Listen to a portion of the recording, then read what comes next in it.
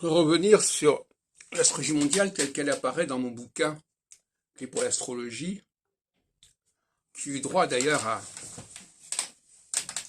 c'est tout à fait exceptionnel, une jaquette supplémentaire. Donc il y a deux images de qui est pour l'astrologie, celle-là et celle-là qui est plus classique. Je ne sais pas pourquoi ils ont jugé bon de faire ça, parce que c'est assez étonnant. Alors je voudrais vous parler de cette notion de MU que j'avais introduite à la page 165.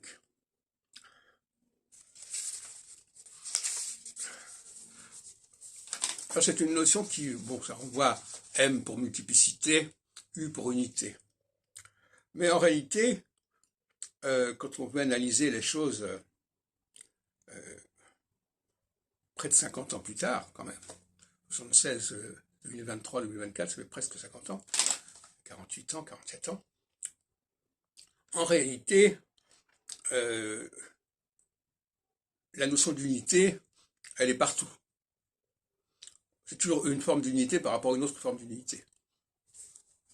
Et ça, je voudrais le préciser dans cette émission du 18 août 2023. Donc, vous savez que les concepts, le problème des concepts, c'est que ils sont, de toute façon, ils ont vocation à être ambivalents. Donc, il faut toujours préciser quel genre d'unité, quel genre de multiplicité. Autrement, on dit n'importe quoi, et c'est passe-partout. Et l'astrologie ne peut pas se permettre de faire des prévisions passe-partout, où on ne sait pas à l'avance ce qui va se passer, et où toute chose peut vouloir dire une chose et son contraire.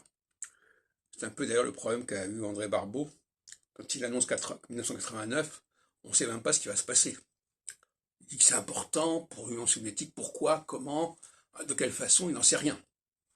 Donc cette prévision, elle est tout à fait secondaire. De la même façon, quand Yves Lenoble dit ah oui, en 53, Barbeau avait prévu qu'il se passerait quelque chose d'important, et il dit c'est exact, oui, Staline est mort. Bon, qu'est-ce que c'est que cette notion d'exactitude?